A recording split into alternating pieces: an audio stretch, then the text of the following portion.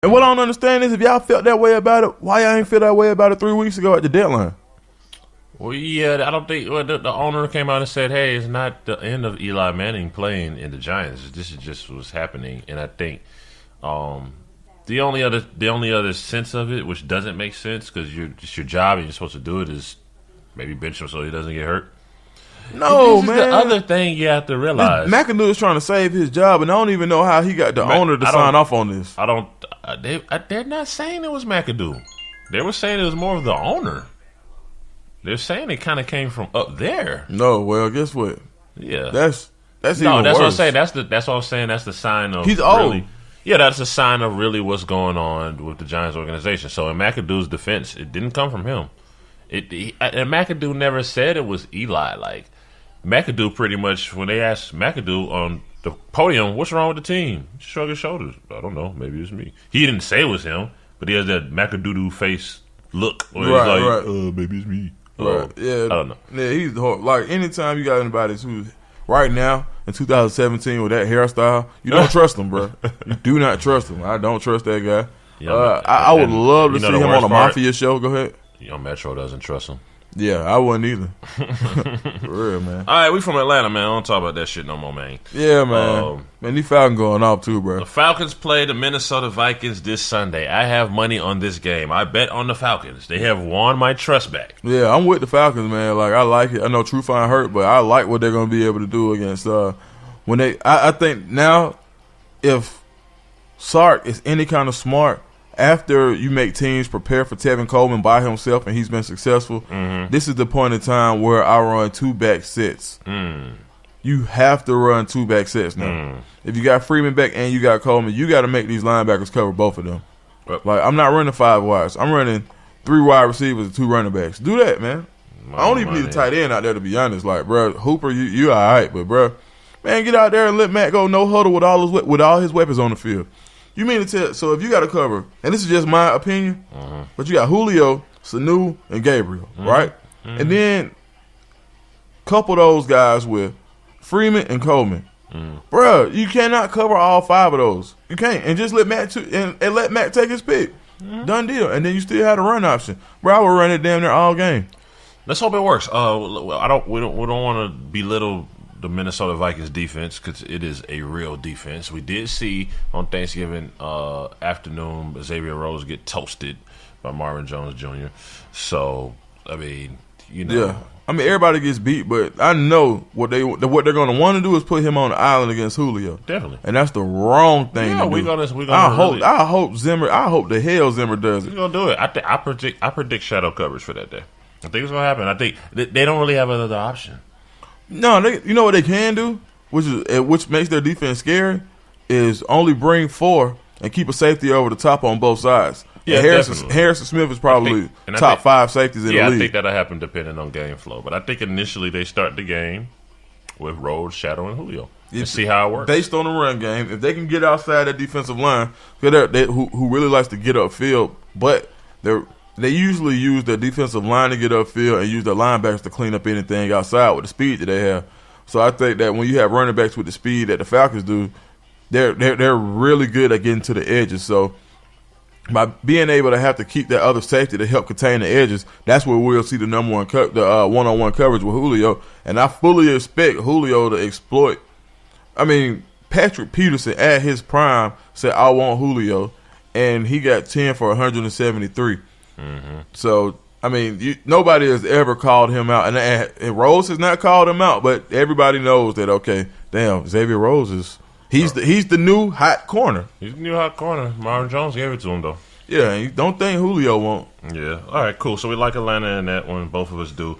Detroit plays Baltimore at 1 p.m. Who cares? But I'll go with the Lions. Yeah. Just because I like going with the Lions. I'll go with Baltimore. All right. So New England Patriots play the Buffalo Bills in Buffalo. Now, can they pull this one out? Because Buffalo does play New England. It's a division game. They play them pretty tough. Is there any way in hell they can pull this out? Is without Marcel Darius? Nah, give me the Patriots, man. Give me the Patriots. I'm going to take the Patriots, too.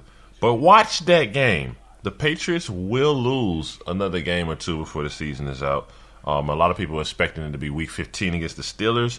But watch the games. That's all I'm saying. Somebody's going to upset the Patriots. They're good for losing one right around this time. Yeah, I can definitely go for that. Yeah, so just watch the games. I definitely look forward to checking out some of that game. San Francisco 49ers in Chicago. It is the debut of Jimmy Garoppolo, the most added quarterback on fantasy football waivers this week. Garoppolo, Jimmy G. Jimmy G went in and put a touchdown in the last 40 seconds. He wasn't playing, man. Yeah, I don't know, man. I don't know shit. Give me the 49ers. I'll probably almost never choose the Bears. Nah, well, the Bears got a good defense. But they're another Giants' team. Like, this is a horrible team. Just for contrast, give me the Bears. I don't really much care outside of Jordan Howard. Garoppolo.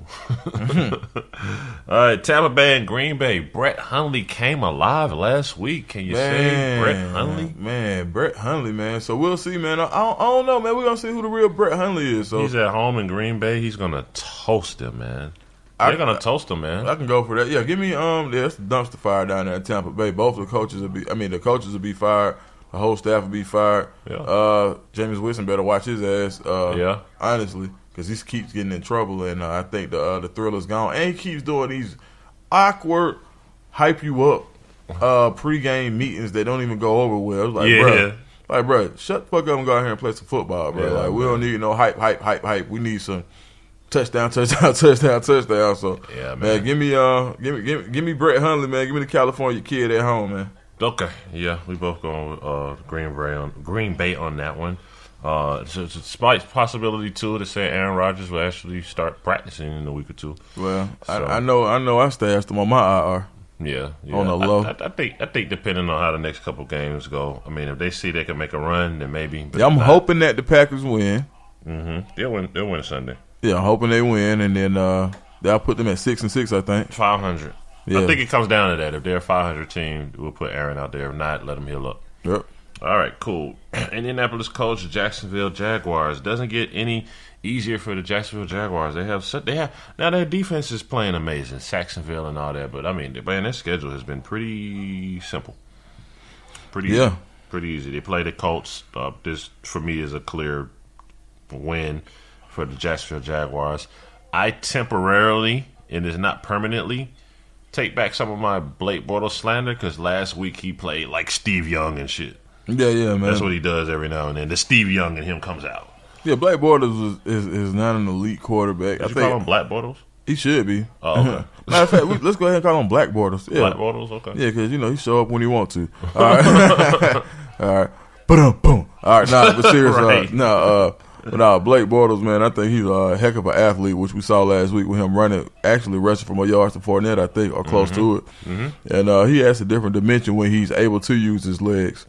I don't know what went on with him upstairs for him to so I guess this kind of quarterback is a delicate position. Mm-hmm. Just like you got to think of all the people who could throw a football, there are only 10 really, really, really good quarterbacks in the whole world. Mm-hmm. So, just based off that alone, it could be quite a mental game. And I think that's what happened to Blake Bortles. He has all the tools, which is why he went number 4 overall to Jacksonville after they had drafted quarterback after quarterback after quarterback. So we'll see. Right now, he's basically auditioning to keep his job away from Eli Manning. Oh, wow. Or Kirk Cousins. Yeah, one of the two. Yep. All right. Well, speaking of another team that might like to have Eli Manning and or Kirk Cousins, Denver travels to Miami. The 3-8 Denver Broncos travel to Miami to play the 4-7 Miami Dolphins. Another game not too thrilled or excited about, but anything that Jay Cutler is a part of, I oppose. So I'm going to go with the Broncos. Broncos, me too, man. Yep. All right, cool. Moving on. Kansas City plays the New York. Everybody got time for that. Kansas City plays the New York Jets, the hottest team of the first part of the season. Now the sorriest team, almost. Kansas City Chiefs play the New York Jets. They're 6-5. The Jets are 4-7. Both of them still have a lot to play for. The Jets still have a slight chance to wild card, so they'll be going out there playing hard with what's the guy's name? McCown and the guys. Kizzown. And the Chiefs, as I said earlier in the season, the real Alex Smith has stood up. It was an imposter all the time. They had a clone. Something happened to the clone. And now No. the real Alex Smith is back. I mean, really, yeah. Alex Smith is the same. He's really just him and Dak Prescott are really, really similar to me. And when you're able to take away the running game and take away some of the intrigue that goes along with a lot of those formations, and where a lot of window dressing they do in order to kind of get you out of position, and then just run drags.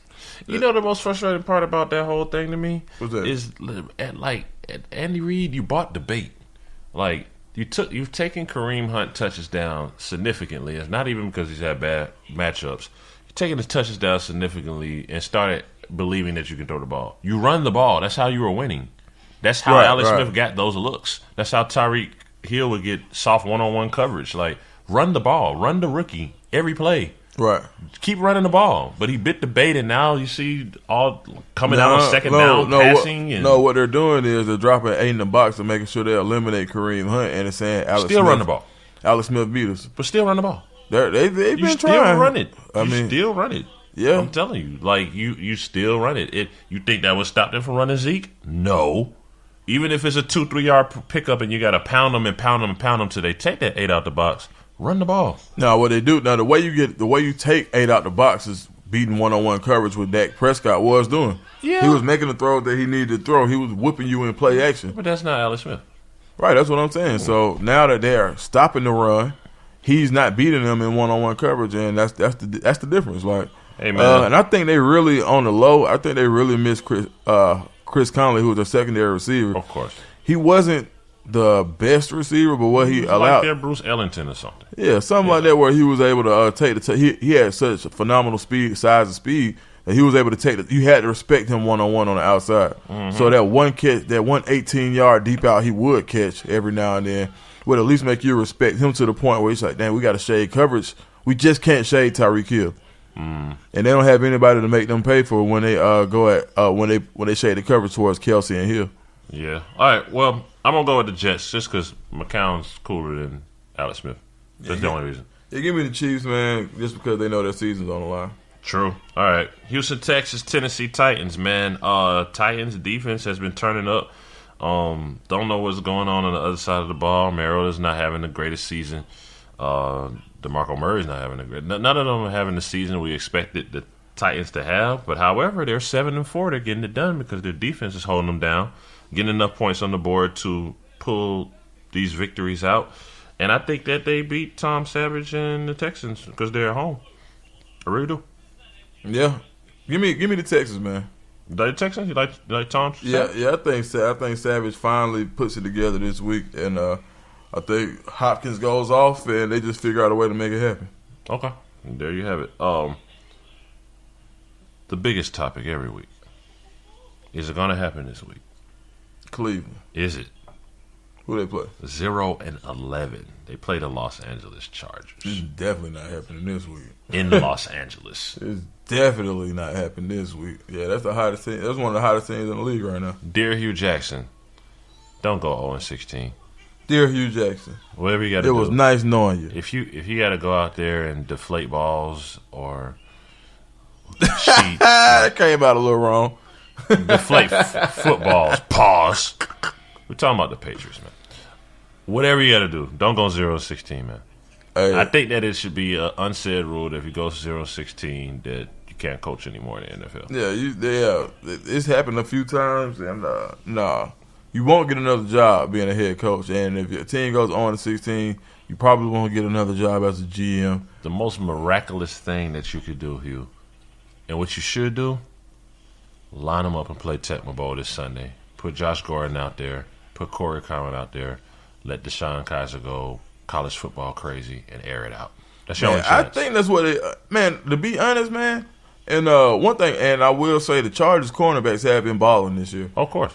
But, man, they don't have nobody that can fool. If Josh Gordon is anything what Hugh Jackson is making him out to be, I think he's going to try to just force the ball to Josh Gordon and say, see, if I would have had him the whole time, imagine what I can do for a whole season. See y'all? That's what I think he going to do, man. I think Josh Gordon finna get about, hey, you know what? I think Josh Gordon finna get about 15 touches.